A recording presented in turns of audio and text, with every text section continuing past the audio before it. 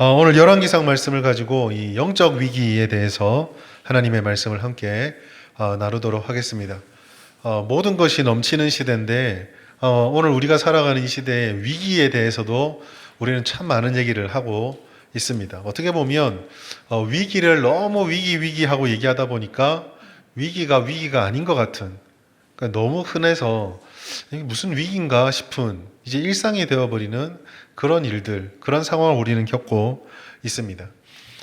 오늘 말씀을 통해서 우리가 보고 싶은 것은요, 위기를 얘기를 할 때 우리가 겪고 있는 위기 중에 어떤 위기를 우리가 주목해 보아야 하는가, 그 위기 속에서 우리가 어떠한 삶을 살아갈 것인가.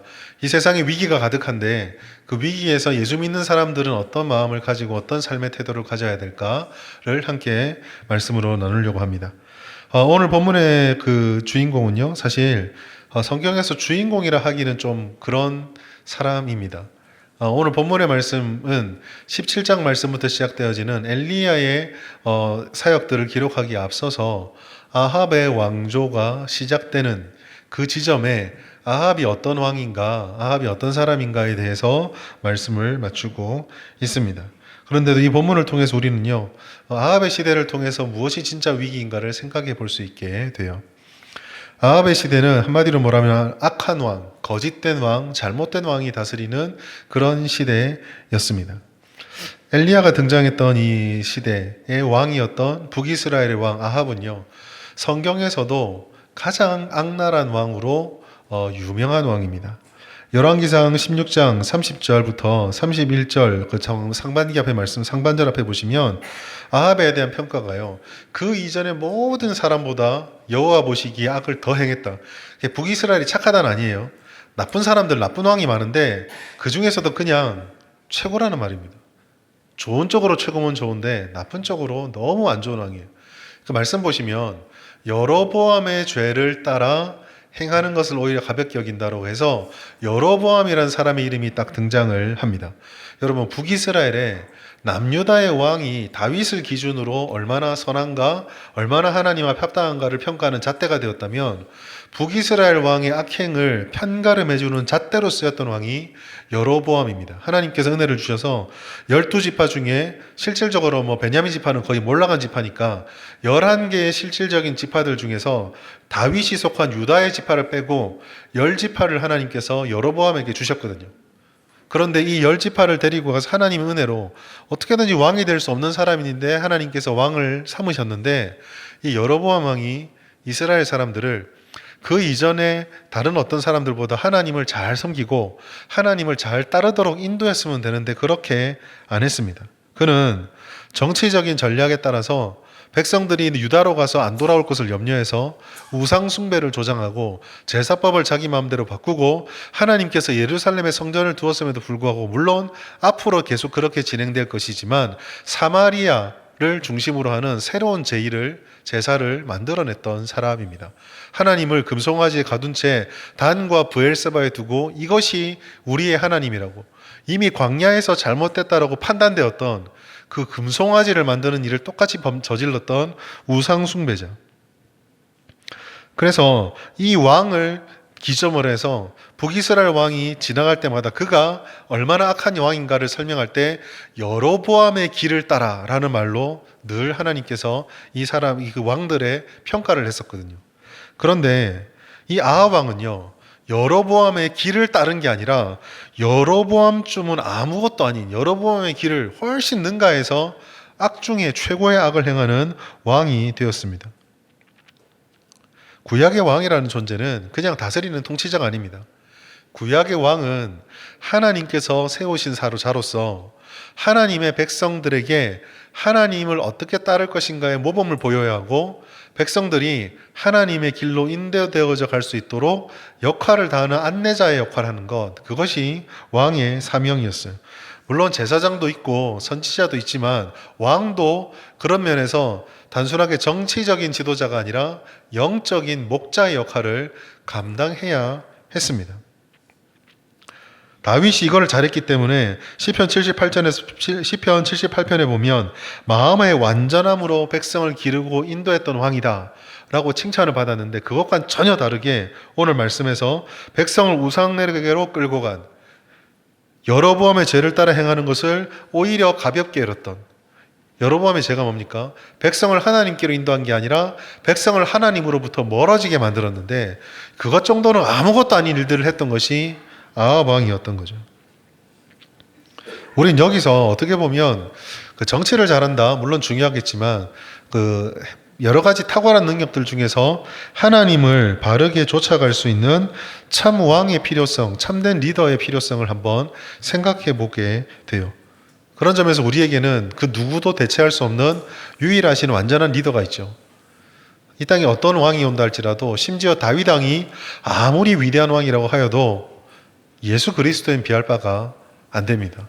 다윗은 사람으로서 실패하고 실수도 하지만 예수님께서는 오직 하나님만 바라보면서 그 자신의 목숨을 주시기까지 우리를 위해서 십자가를 지시고, 우리를 하나님께로, 정말 바르게 하나님께로, 죄인 되었던 인간이 의인이 되어서 죽음에 사로잡혔던 인간이 생명의 길로 들어가도록 만들어주셨던 유일한 왕이 예수님이셨죠. 요한복음 10장 11절에 말씀하신 것처럼 예수님께서는 진정한 왕이셨고 선한 목자였습니다. 그런 점에서 비추어보면 이 아합이라는 성경에서 가장 악랄한 왕이다, 가장 죄악된 왕이다라고 평가를 듣는 이 아합이 왕이 되었다는 것은 그 자체로 북이스라엘의 엄청난 위기가 되는 거죠. 그 위기의 핵심은 무엇입니까? 성경이 말하는 위기는 정치가 무너진다, 경제가 무너진다가 아니라 영적인 타락입니다. 그 영적인 타락으로부터 모든 문제의 뿌리가 거기서부터 출발되어지는 거죠. 사실 여러분, 우리가 사는 세상에서 영적인 것에는 별로 관심 받지 못합니다. 눈에 보이는 것이 훨씬 더 중요하죠. 기도해서 하나님이 응답 주신다, 얼마나 가슴 뛰는 얘기입니까? 그런데 그것보다는 작아도 좋으니까 기도했을 때 눈앞에서 사람이 벌떡벌떡 일어나고 갑자기 뭐가 생기고 이런 것들이 훨씬 더 우리 눈에 와 닿습니다. 삶으로 체험하고 몸으로 경험하는 것들, 눈에 손에 쥐는 것을 더 중요하게 여기는 시대죠. 그래서 그런 시대에 살아가는 우리들에게 영적인 것이다라는 것은 부정하지는 않을지 몰라도 사실 조금 멀게 느껴집니다. 그런데 성경이 말하는 것은 분명해요. 영적인 문제, 눈에 보이지 않는 그 뿌리가 사실은 모든 것들에게 영향을 미친다라는 것입니다. 영적인 문제를 보지 못하는 사람은 삶에서 다가오는 것들의 그 뿌리를 알지 못해서 즉각 대응을 할지 모르겠지만 계속 흔들리고 당황하고 무기력해집니다. 여러분, 이 세상 사람들을 우리가 좀 냉정하게 이해할 필요가 있어요. 여러분, 세상 사람들이 다 게으른 것이 아닙니다. 다 무조건 우리가 생각하는 윤리적, 도덕적으로 보았을 때 무조건 나쁜가요? 그렇지 않죠. 세상 사람들은, 예수 안 믿는 사람들은 열심도 없습니까? 헌신도 안 하나요? 희생도 안 하나요? 다 합니다. 계획이 없습니까? 계획도 있죠. 꿈이 없습니까? 꿈도 꿉니다. 안 바쁜가요? 분주합니다. 여러분, 우리만 분주한 게 아니고, 우리만 꿈이 있는 게 아니고, 우리만 헌신하는 게 아니고, 우리만 열심히 있는 게 아니에요. 모든 것들을 다 해요. 그러나 이 영적인, 성경에서 말하는 바대로 이 영적인 문제에서 답을 찾지 못하면은 아무리 그 열심을 가지고 달려가분들 엉킬 실타래가 풀어지지가 않는 겁니다. 목적한 바를 이룬다고 할지라도 그 목적했던 것이 이것만 있으면 내 인생이 행복할 거라 생각하고 달렸는데 막상 도착해 보니까 사실 내가 이게 필요한 게 아니었다라는 걸 도달하고 나서야 깨닫게 되는 일들도 비일비재하죠. 호세아서 4장 10절에서 보시면 이 영적 문제가 해결되지 않는 인간의 상태를 굉장히 정확하게 보여줍니다. 같이 한번 읽어볼까요? 시작. 그들이 먹어도 배부르지 아니하며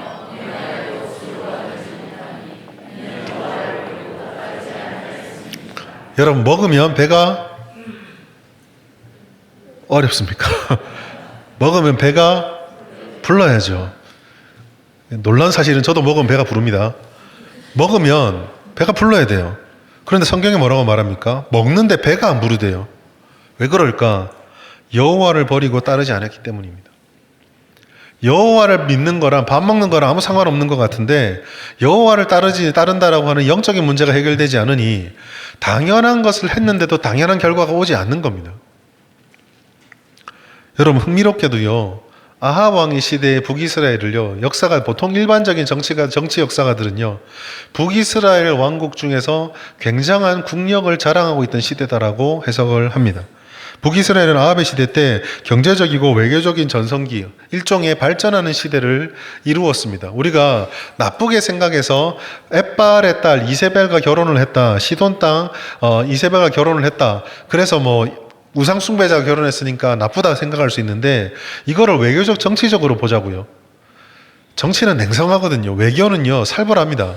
요만큼이라도 이익이 없으면은요 안 해요. 그런데 옆 나라의 왕이 자기 딸을 옆 나라 왕에게 결혼을 시켰어요. 이게 무슨 말입니까? 쟤들하고 있으면 뭐가 남아 떨어진다라는 거예요.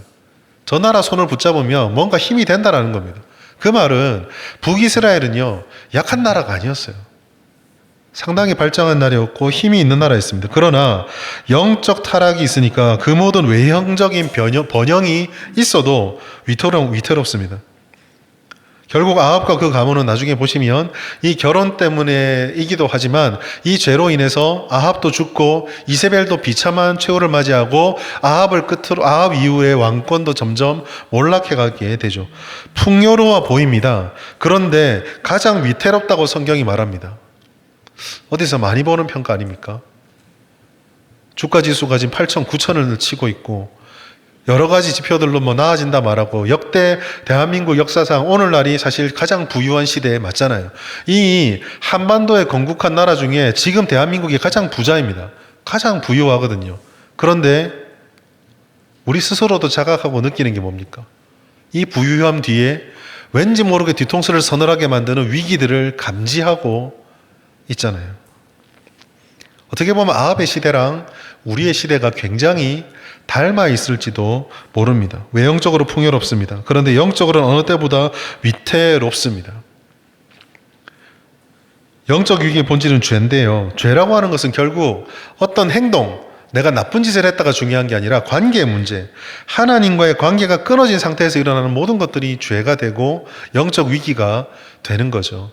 오늘날 한국 사회뿐만 아니라 전 세계를 아우르고 있는 사회를 이해하는 여러 가지 단어 중에 대표적인 것 중에 하나가 탈종교의 시대입니다. 종교를 거부한다라는 거예요.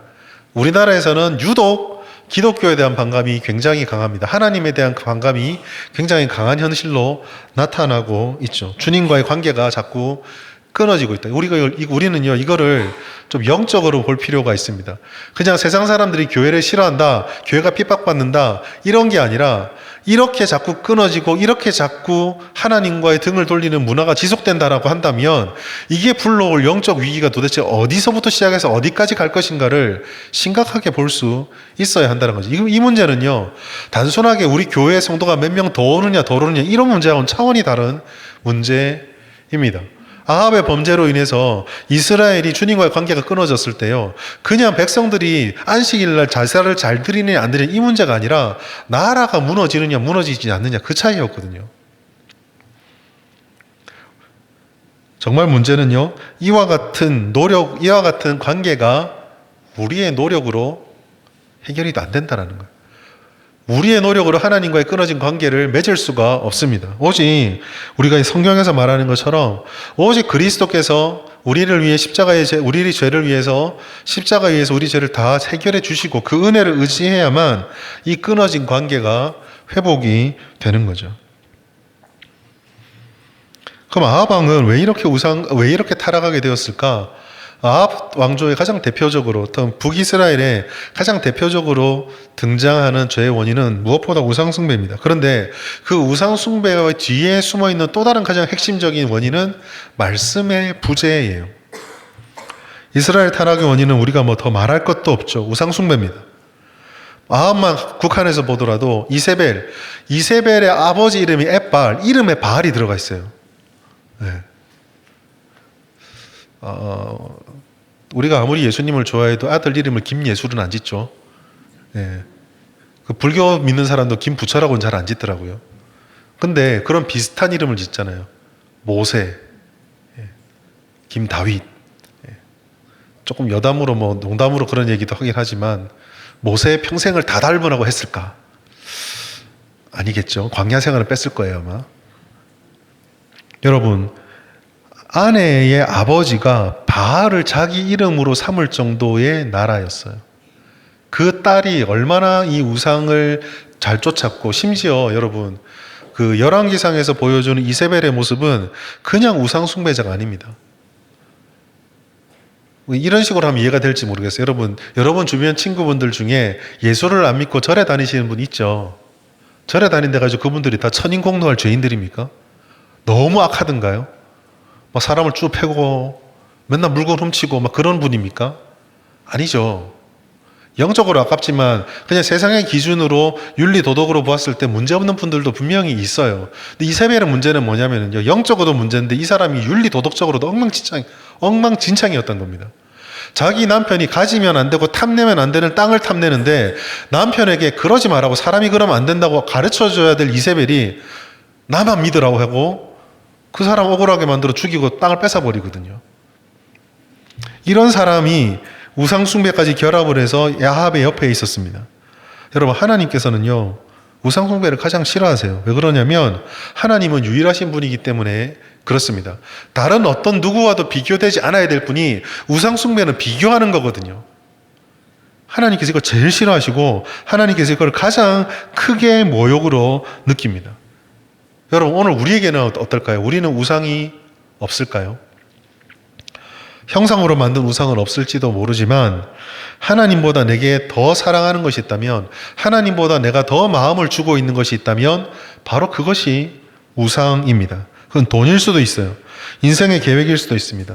때로는 사랑하는 사람일 수도 있고 자녀일 수도 있고 성공일 수도 있고, 심지어는 우리가 여러 번 말씀을 드렸던 것처럼 교회 생활이라고 하는 자기 의도 우상이 될 수가 있습니다. 우리 사회에 가장 만연해 있는 성공주의, 학벌, 부동산, 자녀 교육, 이런 것들이 어쩌면 바알일지도 모르죠. 우상숭배가 이스라엘 타락의 원인이라면 우리는 진지하게 우리 자신에게 물어야 합니다. 우리 안에 하나님보다 더 위에 두고 있는 것, 혹은 하나님과 같은 선상에 두고 있는 것이 과연 있는지 없는지를 우리 스스로 자꾸 돌아보아야 합니다. 아무리 결심해도요, 아무리 노력해도 우리 마음은요, 끊임없이 자꾸 다른 사랑을 추구합니다. 종교개혁자였던 칼뱅이 그래서 이런 말 했습니다. 칼뱅이 사람을 뭐라고 표현했냐면, 인간의 마음은 우상을 만드는 공장이다 라고 표현했어요. 두 번째로, 이스라엘 시대 때, 아합의 시대의 또 다른 영적 위기의 본질, 원인은 하나님의 말씀에 대한 무지입니다. 오늘 계속 아합에 대한 얘기를 하다가 34절에 갑자기 뜬구름 잡는 히엘이라는 사람의 이야기가 엉뚱하게 툭 튀어나옵니다. 그럼 34절에 이 사람이 어떤 문제를 일으켰느냐? 그 시대에 베델 사람 히엘이 여리고를 건축하였는데, 여리고를 건축했어요. 그런데 건축하면 끝나면 다행인데, 이 건축할 때에 터를 쌓자마자 맏아들 아비람이 죽고 성문을 세울 때 막내 아들 스굽이 죽었습니다.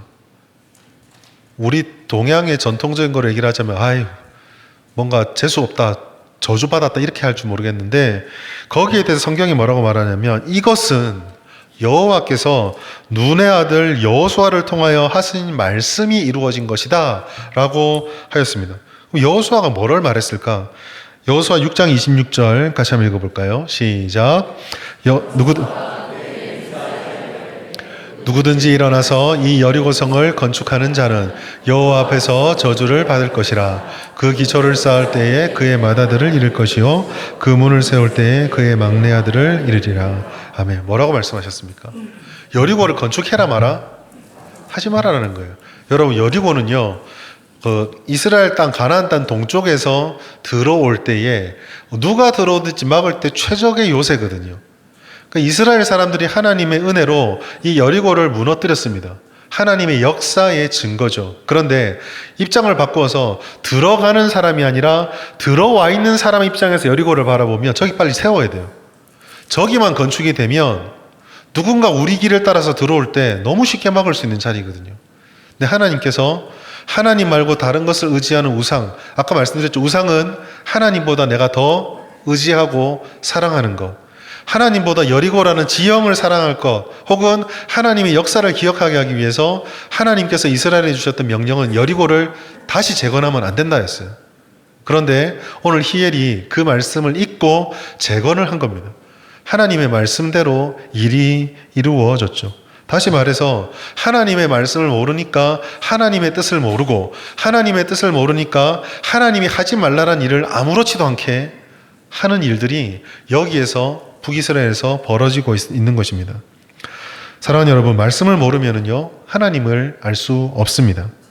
하나님을 모르면서 내가 안다라고 혹시 착각하게 되면 엉뚱한 하나님을 고백하게 되는 거예요. 단어는 하나님인데 그 하나님이란 단어 속에 내가 담아놓은 것들이 성경이 말하는 하나님이 아닌 경우가 있습니다. 하나님께서 하시지도 않은 말씀을 하나님의 말씀이라고 하고, 하나님께서 기뻐하지도 않으시는 일을 하면서도 하나님이 기뻐하실 거라고, 하나님을 잘 섬긴다라고 우리가 생각하며 달려갈 수도 있다라는 거예요. 상상력을 좀 발휘해 보면은요, 히엘이 그 여리고성을 지으면서 하나님이 우리에게 주신 이 땅을 잘 지켜야 된다고 지었는지 누가 합니까?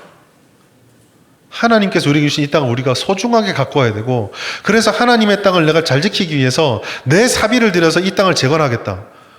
내가 얼마나 거룩한 헌신하고 있냐. 내 시간을 드리고 내 물질을 드리고 굳이 내가 여기서 안 살아도 되는데 이곳으로 오고 난 이렇게 하나님을 섬긴다 라고 생각했을지도 모를 일입니다. 그리고 결국 성경의 모든 말씀은 그리스도 예수를 향하고 있죠. 다시 말해서 하나님의 말씀을 가까이 하고 주님의 말씀을 안다라는 건 우리에게 예수님이 누구인지를 더 깊이 알아간다라는 길도 되는 겁니다. 요한복음 5장 39절, 이 성경이 곧 내게 대하여 증언하는 것이다. 예수님을 보고 싶으십니까? 그러면은요, 어디 영험한 누군가를 쫓아갈 것이 아니라 여러분 옆에 있는 성경을 집어 드시면 됩니다. 이 성경이 예수님에 대해서 알려주고 있거든요. 그래서 우리는 이 말씀을 통해서 하나님과 인격적인 관계를 맺게 됩니다. 역으로 뒤집으면 북이스라엘의 영적 위기는 우상 숭배가 원인이었고, 또한 하나님의 말씀을 모르기 때문에 주님과의 인격적인 관계가 다 깨어져 버린 거예요. 금요일이었던 건 언젠가 제가 말씀드렸던 것 같은데, 사람은요 무언가를 의지하거나 무언가의 관계를 맺지 않고는 살 수 없습니다. 나는 하나님과의 관계를 맺지 않는 거야. 그 말은 내가 독립적으로 있는 게 아니라 하나님 대신 다른 어떤 거하고 관계가 이미 맺어져 있다는 거예요. 자기가 그걸 깨닫든 못 깨닫든. 때로 그것은 나 자신일 수도 있어요. 때로는 우리가 그냥 사람들 원래 다 그래 사는 거야 라고 하는 이 시대의 문화일 수도 있습니다. 적극적으로 세상적인 다른 종교를 추구할 수도 있겠죠. 여러분, 사람은 절대 독립적이지 않습니다. 누군가하고 어딘가하고의 관계를 맺고 있는 거예요. 그래서 사실 이 앞에 서면 우리들은 선택의 기로에 섭니다. 하나님과의 관계를 맺을 것인지 아니면 다른 어떤 것과의 관계를 맺을 것인지. 이스라엘은 하나님과의 관계를 내어버려버리고 자신들이 쫓아가고 있는 자기의 생각과 자신들이 원했던 우상을 붙잡았습니다. 오늘 우리는 이와 같은 실수를 하지 않기를 바라요. 우리가 하나님보다 더 사랑하는 것이 있는지를 돌아보고, 하나님의 말씀을 내가 몰라서 주님을 알지 못해서 그 인격적인 관계가 끊어져 있지는 않은지 돌아보아야 합니다. 자, 여기까지 본문을 보고 나면 이제 오늘 말씀의 마지막 핵심에 도달하게 돼요. 그러면 이와 같은 어둠의 시기를 단지 영적인 위기다라고 진단을 해버리고 나면 그 진단만으로 충분합니까? 진단을 했으면 치료를 해야죠. 어떻게 치료를 합니까? 오늘 본문에서 하나님께서 선택하신 방법이 바로 엘리야 선지자를 부르는 거였어요. 영적 위기의 순간에 하나님께서는 엘리야를 등장시키셨습니다.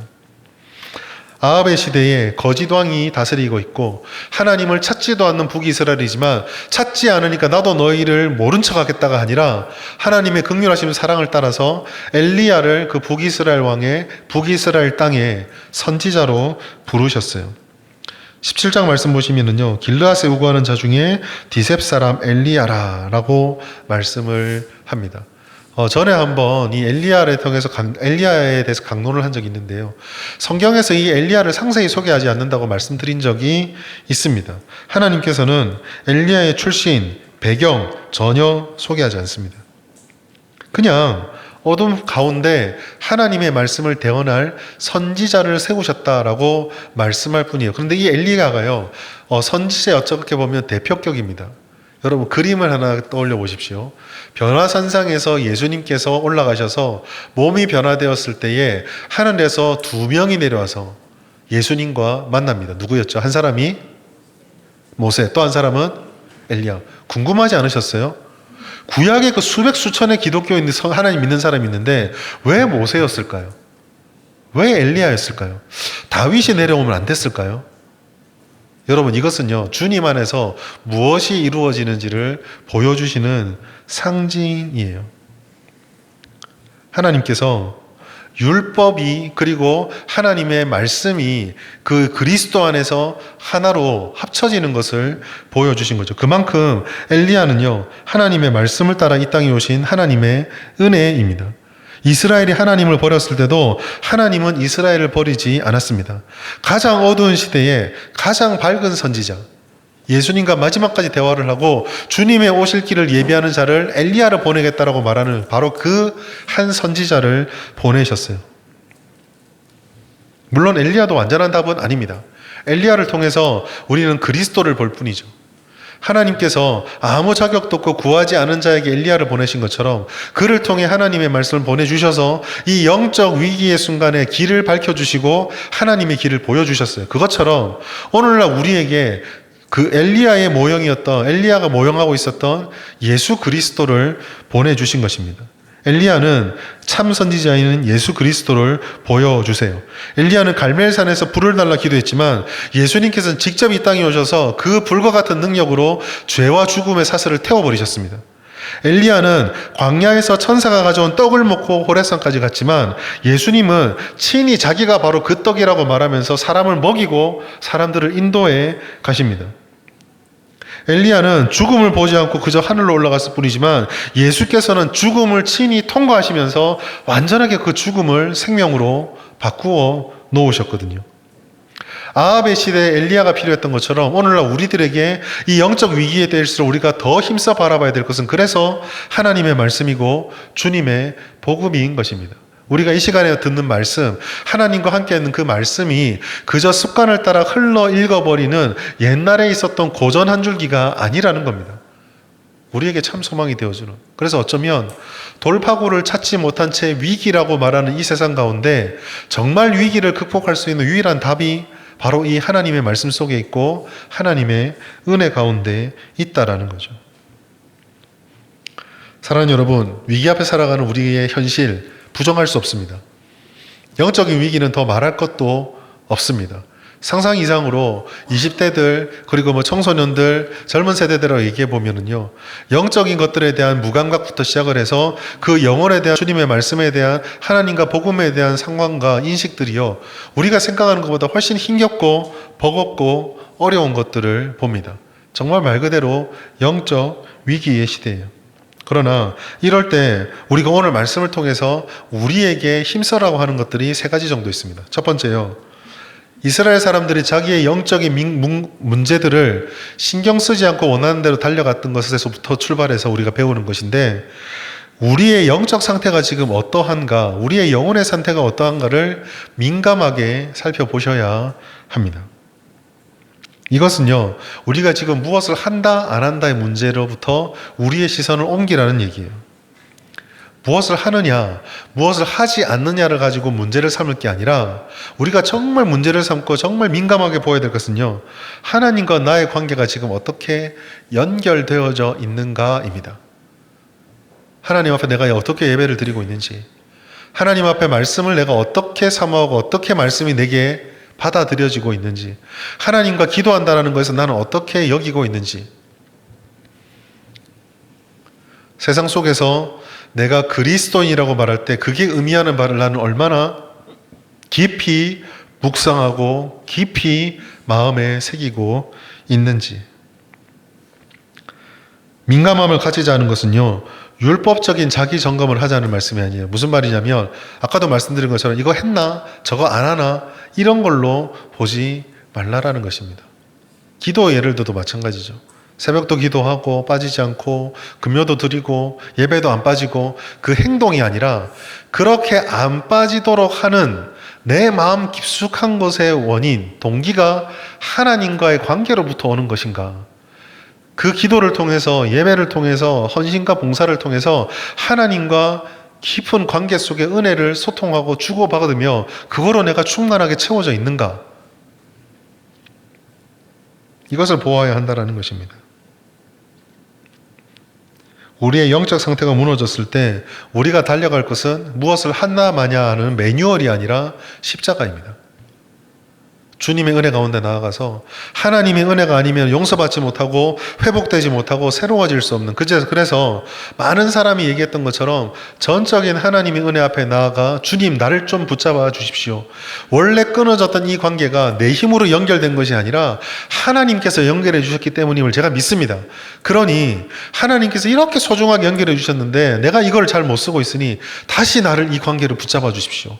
다시 나를 이 민감함에서부터 민감하게 이 영혼이 깨어나게 해주십시오 라는 민감함의 상태를 늘 돌아보아야 합니다. 두 번째로, 무엇보다 중요한 것, 하나님의 말씀을 가까이 하십시오. 주님의 말씀을 지속적으로 읽고 배우고 실천하는 것.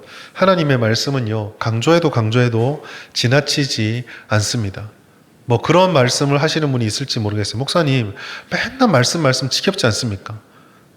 여러분, 강단에서 다른 어떤 말씀들도 마찬가지지만 하나님의 말씀을 가까이 합시다라는 말을 못하도록 막는다면은 교회는 그것만큼은 허용해서는 안 됩니다. 우리 교회가 할 수 있는 많은 일들을 어떤 상황이 돼서 못하는 지경이 온다고 가정을 하겠습니다. 이것도 못하게 되고 저것도 못하게 되고 아무것도 못하게 되더라도 끝까지 마지막까지 놓치지 말아야 될 것은, 교회는 말씀을 전하고 말씀을 가르치고 하나님의 말씀을 이어가는 것은 내려놓아서는 안 되는 거죠. 오늘 희애를 보십시오. 그리스도를 만나는 통로로서, 하나님을 만나는 통로로서 주님의 말씀의 고리가 끊어져 버리자 하나님이 하지 말라고 했던 것을 아무렇지도 않게 행하고 있습니다. 히엘은 여호수아의 경고를 잊고 자기가 원하는 대로 했다가 잃어서는 안 될 두 아들을 잃어버렸습니다. 우리가 말씀을 읽는다는 것은 이거를 저주로 받지 마십시오. 말씀 안 읽으면 사업이 무너지나 보다. 말씀 안 읽으면 하나님께서 내게 질병을 주시려나 보다. 그 말씀을 하는 게 아니에요. 히엘이 두 아들을 잃었다는 것은 말씀과의 단절은 소중한 것을 잃는 것이다. 그 말을 하는 거예요. 즉, 성도와 교회가 하나님의 말씀을 가까이 하는 것을 멀어지면은요, 성도된 자로서, 교회된 자로서 가장 소중하고 가장 보물과 같은 것을 잃어버린 상태가 되어버리는 것입니다. 말씀이신 그리스도를 내가 얼마나 가까이 하고 있는지, 하나님의 말씀을 내가 얼마나 가까이 하고 있는지 점검해야 됩니다. 마지막으로, 이 영적 위기 시대에 하나님께서 여전히 역사하심을 믿는 믿음으로 주님을 따라가는 길을 포기하지 말아야 합니다. 아합 시대에 엘리야를 보내신 하나님께서는 오늘 우리에게도 말씀하고 계세요. 지금 이 시대가 위기라고 말한다. 맞을지 모른다. 그러나 기억해라. 아합같이 여로보암의 악과는 비교할 수 없는 악한 왕이 들어섰을 때도 나는 멈추지 않았다. 지금이 그 어떠한 시대보다 더 위기라고 할지라도 내가 멈출까 안 멈출까? 나는 지금도 멈추지 않는다. 그러니 아합이 하나님을 믿지 않아서 실패했던 것을 기억하면서 하나님을 믿는 엘리야, 하나님의 사람 엘리야를 보내서 구원의 길을 내어주셨던 그 역사를 기억하면서 위기만을 바라보는 것이 아니라 오늘 이 위기와 어려움의 시대에 여전히 역사하시는 하나님을 찾고 하나님을 믿는 믿음을 다시 한번 회복하라라고 말씀하는 것이에요. 주님은 멈추지 않습니다. 여전히 일하고 있습니다. 그분의 백성을 부릅니다. 여러분, 오늘 본문의 교훈, 오늘 본문을 통해서도 엘리야의 일생을 통해서 하나님께서 우리에게 강조하시는 것은요, 엘리야처럼 되라가 아니에요. 하나님께서 우리 보고 엘리야처럼 되라고 하지 않습니다. 하나님께서는요, 저보고요, 이 인간 김원태에게 엘리야처럼 되라고 하는 게 아니라 너를 이 땅에 김원태란 이름으로 보냈을 때 그 김원태답게 살아라는 거예요. 그 소망을 주고 너를 불렀는데 하나님의 은혜를 부어주신 그 사람으로, 그 사람 다음으로 살아가라라는 것입니다. 하나님과의 관계 맺은 자로서. 어찌 보면 위기는요, 세상이 어떤 상황 가운데 있다가 아니라 그 속에서 내가 하나님과 어떤 위치에 서 있는가를 잃어버린 것, 이게 진짜 위기일지도 모릅니다. 생각을 거꾸로 역으로 올라가 보면은요, 뭐 세상에 하나님을 대적한 게 한두 번입니까? 세상에 전쟁이 없었던 적이 있나요? 먹고 사는 문제로 고민 안 해본 세상이 있습니까? 부자가 됐다가 가난해졌다가 세상이 정권에 따라서 이리저리 바뀌었다가 경제가 좋아졌다가 나빠졌다가 이게 한두 번 일입니까? 항상 있어 왔습니다. 감히 예언을 드리자면 주님께서 다시 오는 그날이 언제일지 모르겠지만 지금 우리가 겪었던 모든 것들은 우리 자식들도 그 후손들도 그 다음 세대도 계속 겪을 거예요. 이게 본질이 아니라는 거예요. 본질은요, 그 속에 있을 때에 하나님과 함께 했느냐. 가나안이라는 좋은 환경 속에서 이스라엘은 하나님을 버렸습니다. 그러나 광야라고 하는 척박한 환경 속에서 하나님과 함께 했을 때 그들은 광야 40년을 통과할 수 있었거든요. 위기의 본질은 무엇입니까? 하나님과 멀어진 것입니다. 위기의 본질은 그럼 해결은 어디서 옵니까? 하나님을 믿고 하나님 앞에서 하나님이 원하시는 모습으로 바로 서 있는 것, 그걸 통해서 우리는 이 위기를 이겨낼 수가 있습니다. 여러분 안에 가지고 있는 여러 어려움들을 끄집어 내어 보십시오. 그게 영적이든 현실적인 문제든 아무 상관없습니다. 다 끄집어내서 하나님과 나 사이에 올려놓으십시오. 그리고 이게 진짜 위기인 이유가 이 문제들 때문인가? 그 문제들을 나 혼자 하나님과 관계가 끊어진 상태에서 나 혼자 짊어지고 있기 때문인가? 물어보고 주님과의 관계에서부터 다시 우리의 삶을 세워갑시다. 이제 새롭게 한 주가 시작됩니다. 내일부터 있을 모든 일들 주님께 맡겨드리고 주님과 동행하여서 하나님을 신뢰하며 주의 말씀 가운데 우리에게 주신 주님의 은혜를 의지하여서 이 영적 위기들을 또 여러분의 삶의 위기들을 주님의 방법으로 잘 극복하시기를 바랍니다. 엘리야를 보내신 하나님이십니다. 어떤 약속일까요? 너의 문제, 너의 상황은 내가 모르는 문제가 아니라 내가 함께 짊어져 갈 숙제다. 너의 숙제가 곧 나의 숙제고 너의 고민이 곧 나의 고민이고 너가 해결하고 싶어하는 바람이 곧 나의 관심이다 라고 말씀해 주시는 거예요. 오늘 이 주님의 말씀 기억하셔서 이번 한 주 동안 주님과 함께 살아가셔서 위기의 시대에 답을 찾지 못하고 있는 이 세상 사람들에게 하나님께서 주시는 답을 드러내고 답의 향기를 전하면서 주님이 주신 은혜를 누리며 살아가시는 여러분 우리 모두가 되기를 예수님의 이름으로 축복합니다.